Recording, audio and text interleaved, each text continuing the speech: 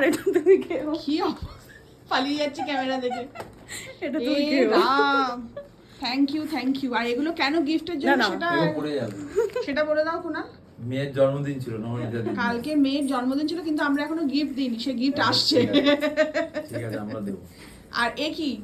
ও এসছে যে আমার এই তেলটা আমি যেটা মালিশ করি, আমার এখানটা খুব ব্যথা না, হ্যাঁ। এই তেলটা এটা আমার কাছে হাফ হয়ে গেছে। পায়ের খুব ব্যথা, হ্যাঁ ওই জন্য আমি আবার বললাম অর্ডার দিয়েছি, আসছে তেলটা, আসছে, হ্যাঁ। হাফটাই নিয়ে যাও। ফুল এটা আগে মালিশ করে দেখো।